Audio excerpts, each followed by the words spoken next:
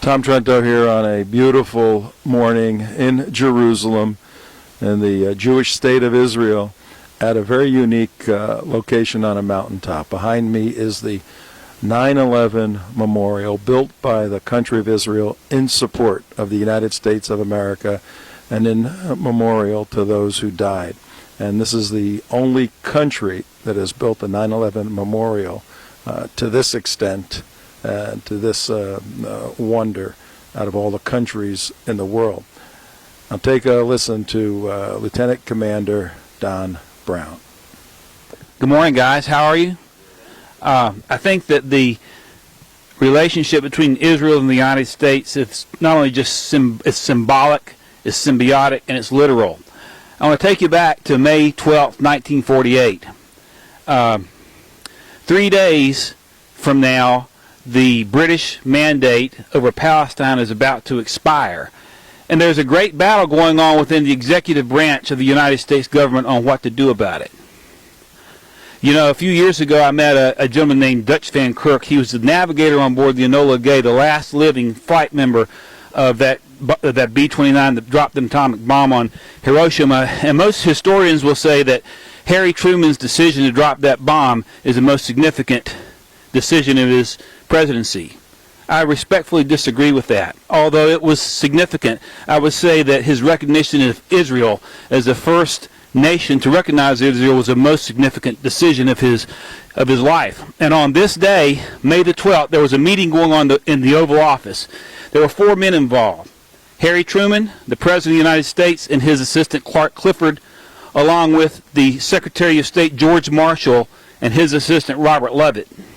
We heard Dan this morning refer to what the State Department calls a settlement, which is really a village. We heard our guest the other day in the kibbutz by the border say that the State Department is the enemy of Israel. This battle began even in the Truman administration. George Marshall, the Secretary of State, was so opposed to the establishment of Israel that in this meeting, when they were discussing what to do in 48 hours when the mandate expired and there were rumors that Israel was about to declare its independence, Marshall threw a temper tantrum. He got up, he almost threatened to walk out. And he actually threatened not to support Harry Truman in his re-election if Truman recognized Israel. Truman felt stabbed in the back because his own United Nations ambassador had gone to the UN and voted that upon the expiration, the UN should have a trusteeship over this land as opposed to recognize it as a nation. Well, Harry Truman went out, and this is what's interesting. At 6:11, hear the number 11, p.m. Eastern Time, Washington, D.C., which was 11 minutes after midnight, May 15th in Jerusalem, the United States, 11 minutes after midnight, became the first nation to recognize Israel. You know, I talked to our friend Ravi, who is a doctor of numerology. I'm no doctor of numerology, but I've always believed that there's a symbiotic relationship between 11 minutes after midnight when we recognized Israel as the first nation and what happened 53 years later on 9/11. Just call it a hunch, but I don't think that's accidental. You know, 9/11 has driven a lot of us to action. It drove me to action. As mentioned, I was a senior lieutenant at the Pentagon, and every day I would jog across Memorial Bridge down to the Washington Monument and back, come back about 5 miles.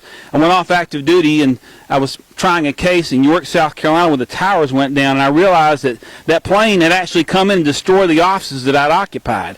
And it got me thinking, there by the grace of God could have been me. I knew nothing about Sharia and began to research, which led to my first book, Treason, which dealt with the issue of radical Islamic infiltration in the military. It drove a young man named Aaron Vaughn to action. Aaron Vaughn, Billy and Karen's son, who had blown his knee out and was told he'd never be able to serve. When he saw the towers go down, he decided to take action, and against all odds, enlisted in the Navy and was accepted into their SEAL program because of what happened at 9/11.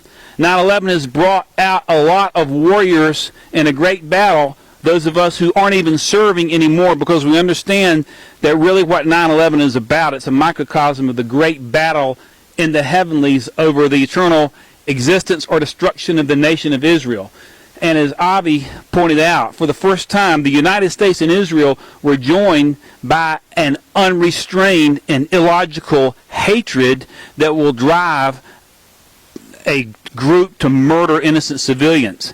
So my challenge today, as we look at this beautiful memorial, is to look at it and to let it inspire us to recommit ourselves to standing for truth, because the battle for the state of Israel, or the destruction of Israel as many would have, is really a great battle of good versus evil. And that's why there's no logical understanding of why George Marshall was so upset about its establishment.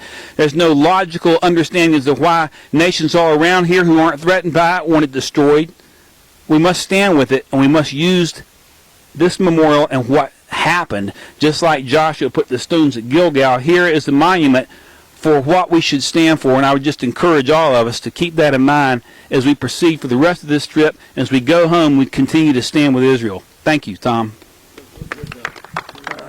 Don just brought up Aaron Vaughn, and Don's wearing a SEAL, Navy SEAL hat. Aaron worked his way to the SEAL teams and then up to SEAL Team 6. And just before he died in 2006, August 11th, Israel was going through all kinds of reverberations and problems. He told his father, Billy, that if things really got bad, he'd get a few of his boys. He was very serious. He said, we're going to go over there and we're going to help the Israelis fight the battle. And that's pretty interesting stuff for a young guy.